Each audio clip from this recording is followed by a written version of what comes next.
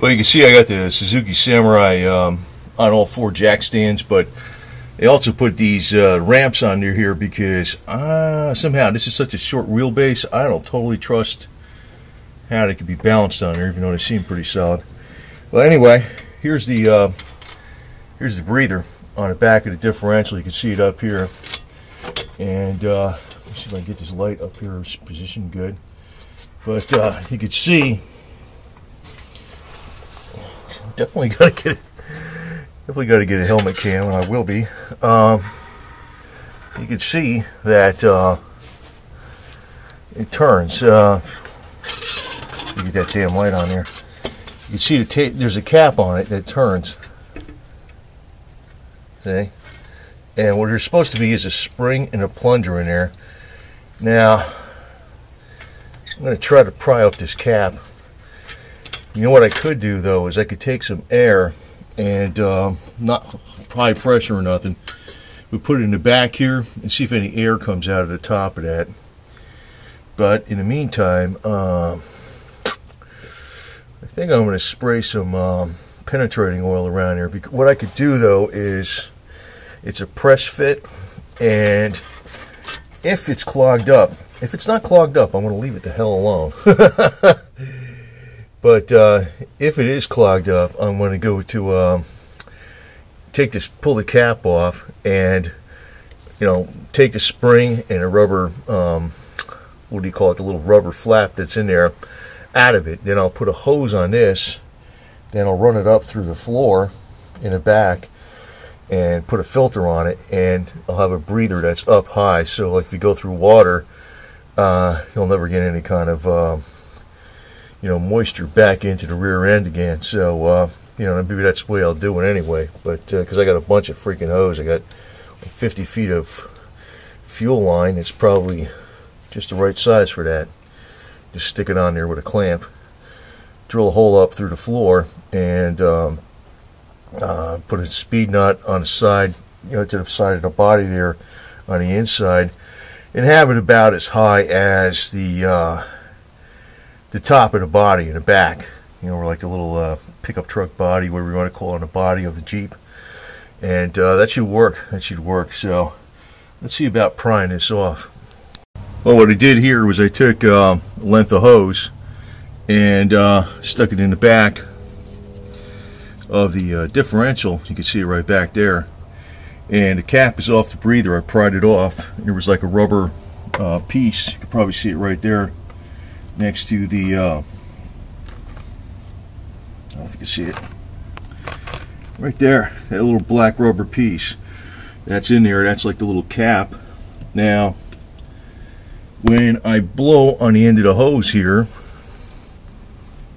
and that's in there nice and tight,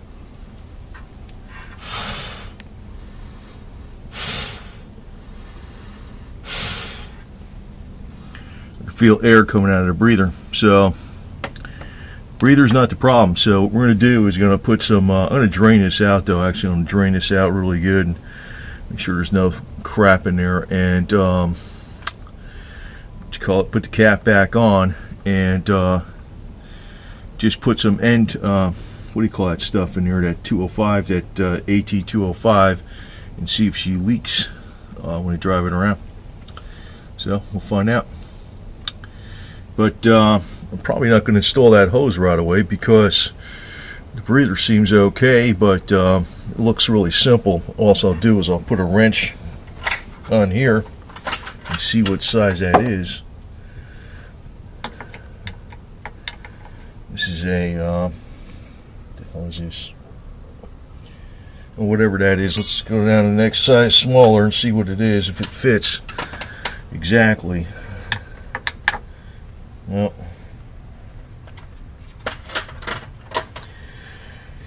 I can get exactly what size that is. Well, it's a little bit bigger than this. So, whatever the hell that is. Can't see, buddy. Can't see. That's a 12 millimeter, I believe. And the one that's just That's a, excuse me, that's a 13, that's a 14. So it's just a little, it's maybe could probably fit 9/16 hose on there. Clamp it down, and that'll work. So I could do that.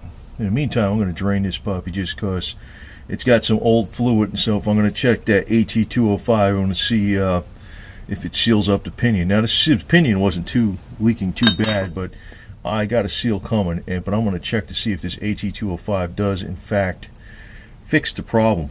I'm curious. Well, we got the stuff draining out, so I'm going to let that drain overnight, and we're going to button it back up, put that cap back on, and a little rubber flap that's for the breather. It should be okay. So anyway, we'll see. Get the crap out of here and make sure everything's out of it good.